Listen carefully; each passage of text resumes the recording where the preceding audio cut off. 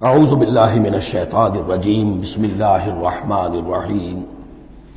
اب یہ جو التذکیر بآلاء اللہ، یہ بڑا منفرد سا انداز ہے اس سورہ مبارکہ کا۔ قل الحمد للہ وسلام علی عبادہ الذین اصطفیٰ، کہہ دیجئے کل شکر اور حمد و تعریف اللہ کے لیے ہے، اور سلام ہے اس کے ان بندوں پر جن کو اس نے چن لیا۔ ان اللہ اصطفیٰ آدم و نوحا علی ابراہیم و آل عمران علی العالمین، یعنی تمام رسول جو چنے ہوئے، انبیاء چنے ہوئے ہیں، ان سب پر سلام۔ اللہ خیر عما یشرکون، کیا اللہ بہتر ہے، سوچو غور کرو، یا یہ جن کو انہوں نے شریک کیا ہوا ہے۔ یہ چھوٹے معبود خود بھی مانتے ہیں چھوٹے ہیں، خود بھی مانتے ہیں کہ ان کے پاس کوئی اختیار نہیں ہے سوائے اس کے جو اللہ نے دیا ہے، خود بھی مانتے ہیں کہ جو اختیار ہے اس کا بھی مالک اللہ ہی ہے۔ تو پھر یہ کہ یہ کیا ان میں کون سی یہ نسبت ہے؟ امن خلق السماوات والارض وانزل لكم من السماء ماء فانبتنا به حدائق ذات بهجة ما كان لكم ان تنبتوا شجرها أإله مع الله بل هم قوم يعدلون۔ یہ بڑا سوالیہ انداز ہے، سرچنگ کوسچنز کے انداز میں۔ کیا بھلا وہ جس نے آسمان اور زمین پیدا کیے اور جو آسمان سے اتارتا ہے پانی تمہارے لیے، اور اس کے ذریعے سے پھر وہ ہم اگا دیتے ہیں باغات، بڑی رونق والے سرسبز باغات، ما کان لکم ان تنبتوا شجرا، تمہارے لیے ہرگز ممکن نہیں تھا کہ تم اس کے پودوں کو خود اگا سکتے۔ یہ وہی بات ہے جو اقبال نے کہی ہے کہ پالتا ہے بیج کو مٹی کی تاریکی میں کون ہے جو یہ سارے کام کر رہا ہے؟ امن خلق السماوات والارض وانزل لکم من السماء ماء، بھلا کس نے، کون ہے کہ جس نے آسمان اور زمین پیدا کیے اور تمہارے لیے آسمان سے پانی برسایا، پھر ہم نے پیدا کر دیے، اگا دیے اس کے ذریعے سے باغات بڑے سرسبز و شاداب، تمہارے لیے قطر ممکن نہیں تھا کہ تم ان کو اگاتے۔ الہ مع اللہ، کیا یہ کام جو کرنے میں اللہ کے ساتھ کوئی اور الہ شامل ہے؟ بل ہم قوم یعدلون، بلکہ یہ لوگ جو ہیں انحراف کر رہے ہیں حق سے۔ امن جعل الارض قرارا، بھلا کس نے بنایا زمین کو ٹھہرنے کی جگہ، وجعل خلالها انہارا، اور کس نے اس کے اندر بہا دی ہیں یہ ندیاں اور دریا، وجعل لها رواسیا، اور اس کے اندر لنگر ڈال دیے ہیں، وجعل بین البحرین حاجزا، اور دو دریاؤں کے درمیان کس نے پردہ ڈال دیا ہے؟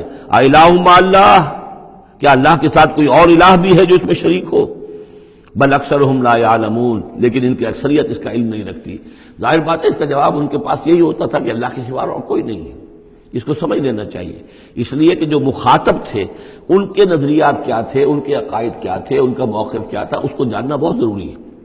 یہ تعویل، یہ خاص جو میں نے کہا تھا کہ جو اولین مخاطب تھے قرآن مجید کے، ان کے عقائد، نظریات، خیالات کیا تھے؟ وہ اللہ کو مانتے تھے، یہ مانتے تھے خالق وہی ہے، البتہ اس کے کچھ بڑے لاڈلے ہیں، چہیتے ہیں، محبوب ہیں، مقربین بارگاہ ہیں، وہ کچھ سفارش کرنے والے ہیں، بس اس سے زائد ان کا شرک نہیں تھا۔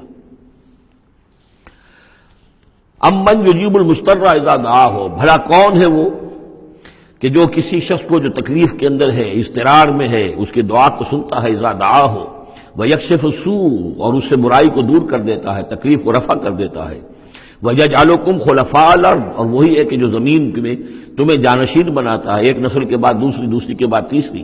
الہ مع اللہ، کیا اللہ کے ساتھ کوئی اور الہ بھی ہے اس کام کے اندر شریک؟ قلیلا ما تذکرون، بہت کم نصیحت ہے اور بہت کم ہی توجہ ہے جو تم کرتے ہو۔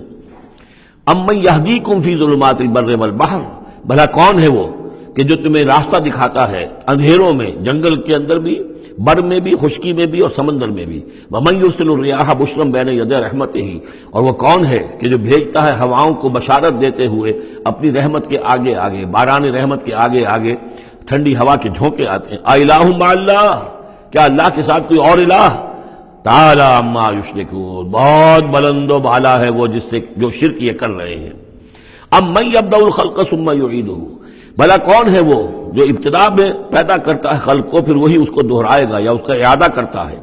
ومن یرزقکم من السماء والارض، اور کون ہے کہ جو تمہیں رزق پہنچا رہا ہے آسمان سے بھی اور زمین سے بھی، آسمان سے پانی برستا ہے اور زمین سے پھر وہ تمہارے لیے رزق جو ہے نباتاتی وہ نکل آتا ہے۔ الہ مع اللہ، کیا اللہ کے ساتھ کوئی اور الہ بھی؟ قل ہاتوا برہانکم ان کنتم صادقین، کہیے ان سے لاؤ اپنی دلیل، سند لاؤ، برہان لاؤ اگر تم سچے ہو۔ قل لا یعلم من فی السماوات والارض الغیب الا اللہ، کہہ دیجئے کوئی نہیں اللہ کے سوا جو آسمانوں اور زمین کا غیب جانتا ہو۔ وما یشعرون ایان یبعثون، اور انہیں تو یہ بھی معلوم نہیں ہے کہ انہیں کب اٹھایا جائے گا. یعنی جو فوت ہو چکے ہیں، چاہے وہ اولیاء اللہ ہیں چاہے کوئی اور ہیں، اب وہ فوت ہو چکے ہیں، عالم برزخ میں ہیں، انہیں یہ بھی معلوم نہیں ہے کہ اٹھایا کب جائے گا. بل ادارک علمہم فی الآخرہ، لیکن ان کا علم اور ان کا فہم جو ہے وہ آخرت کے معاملے میں تھک ہار کر رہ گیا، یعنی آخرت کی حقیقت کو نہیں سمجھ پا رہے ہیں. بل ہم فی شک منہا، چنانچہ وہ اس کے بارے میں شکوک و شبہات میں مبتلا ہیں. بل ہم منہا عمون، بلکہ وہ اس کی طرف سے اندھے ہو چکے ہیں.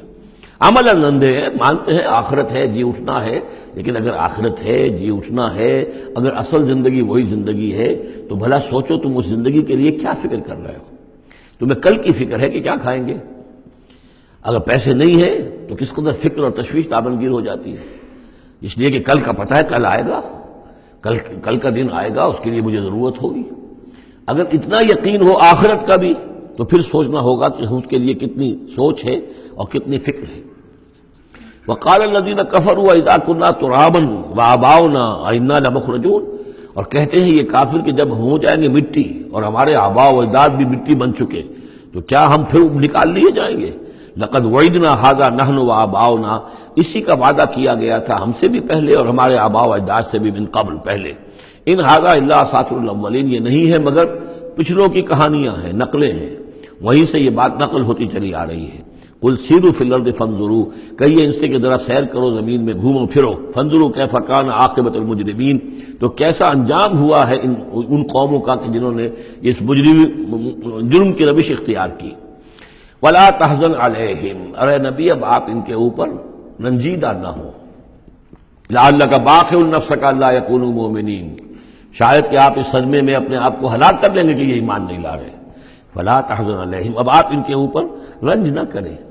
آپ نے اپنا فرض ادا کر دیا، اب ان کی اپنی شامت اعمال ہے، یہ جس کے مستحق بن رہے ہیں.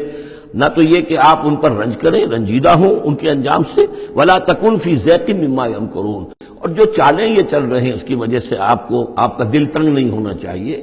ان کی چالیں ناکام ہو جائیں گی، ہماری چالیں کامیاب ہوں گی، ہماری تدبیر ہے. ان کی ساری چالوں کا ہم احاطہ کیے ہوئے ہیں، ہمارے اذن کے بغیر پتہ تک جنبش نہیں کر سکتا.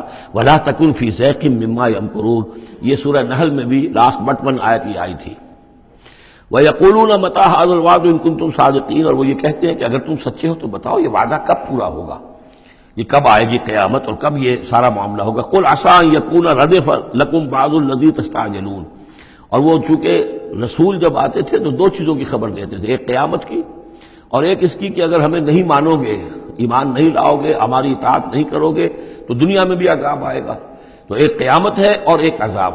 تو یہاں اس عذاب کی بات ہو رہی ہے. وَيَقُولُونَ مَتَىٰ هَٰذَا الْوَعْدُ إِن كُنتُمْ صَادِقِينَ، یہ جو عذاب کی آپ نے رٹ لگائی ہوئی ہے کہ عذاب آ جائے گا، عذاب آ جائے گا، کب آئے گا یہ عذاب. قُلْ عَسَىٰ، بتائیے اگر آپ سچے ہیں. قُلْ عَسَىٰ أَن يَكُونَ رَدِفَ لَكُمْ بَعْضُ الَّذِي تَسْتَعْجِلُونَ، کہہ دیجئے ہو سکتا ہے کہ جس چیز کی تم جلدی مچا رہے ہو ان میں سے کچھ چیز جو ہے وہ بالکل تمہارے قریب آ چکی ہو، تمہاری پیٹھ تک پہنچ چکی ہو. ردیف کہتے ہیں جو کسی گھوڑے پر آدمی بیٹھا اس کے پیچھے جو بیٹھا ہے وہ ردیف ہے، جڑا بیٹھا ہوا ہے پیٹھ کے ساتھ. تو اس طریقے سے کہ تمہارے ساتھ جو وہ شامت ہے تمہاری، وہ تمہاری پیٹھ کے ساتھ لگی ہوئی آ چکی ہے. اور اس میں اشارہ ہے غالباً غزوہ بدر کی طرف کہ اب زیادہ دیر نہیں ہے کہ تمہارے اوپر وہ عذاب الہی کی پہلی قسط جو ہے وہ نازل ہو جائے گی. وَإِنَّ رَبَّكَ لَذُو فَضْلٍ عَلَى النَّاسِ وَلَٰكِنَّ أَكْثَرَهُمْ لَا يَشْكُرُونَ، اور یقیناً آپ کا رب جو ہے بڑے فضل والا ہے لوگوں کے حق میں. وہ تاخیر کر رہا ہے تو یہ اس کا فضل ہے، اس کا کرم ہے، اس کا رحم ہے. وَلَٰكِنَّ أَكْثَرَهُمْ لَا يَشْكُرُونَ، لیکن ان کی اکثریت شکر نہیں کرتی. وَإِنَّ رَبَّكَ لَيَعْلَمُ مَا تُكِنُّ صُدُورُهُمْ وَمَا يُعْلِنُونَ، اور یقیناً آپ کا رب خوب جانتا ہے کیا چھپاتے ہیں ان کے سینے اور کیا ظاہر کرتے ہیں، کہہ کیا رہے ہیں، اندر کیا ہے. اندر تو جیسا کہ ہم پہلے پڑھ چکے ہیں، وَاسْتَيْقَنَتْهَا أَنفُسُهُمْ جَحَدُوا بِهَا، انہوں نے انکار کیا ظلمًا وعدوا. وَاسْتَيْقَنَتْهَا أَنفُسُهُمْ، ان کے دل تو اندر سے جانتے تھے کہ بات صحیح ہے، محمد جھوٹے نہیں ہیں، قرآن حق ہے، بات مان چکے ہیں، دل گواہی دے چکا ہے، لیکن اپنی ضد، اپنی ہٹ، اپنا تکبر، اپنا حسد، اپنی چودراہٹ، یہ ہے کہ جس کی وجہ سے رکے ہوئے. وہی بات کہ جو کہ اہل کتاب کے علماء کے بارے میں تھی، یعرفونہ کما یعرفون ابناہم، ایسے پہچانتے ہیں محمد کو اور قرآن کو صلی اللہ علیہ وسلم جیسے اپنے بیٹوں کو. تو جو کچھ ان کے سینوں میں چھپا ہوا ہے وہ تو ایمان ہے کہ وہ مانتے ہیں اس کو کہ یہ بات صحیح ہے، لیکن وما یعلنون، زبان سے انکار کر رہے ہیں. وما من غائبۃ فی السماء والارض الا فی کتاب مبین، نہیں ہے کوئی بھی شے چھپی ہوئی، غائب شے، غیب کی کوئی شے آسمان کی یا زمین کی، الا فی کتاب مبین، وہ ایک روشن کتاب میں موجود ہے۔ یہ وہ کتاب ہے اللہ کا علم قدیم جو ہے، گویا کہ اسی کو کتاب کہا جا رہا ہے۔ صدق اللہ العظیم۔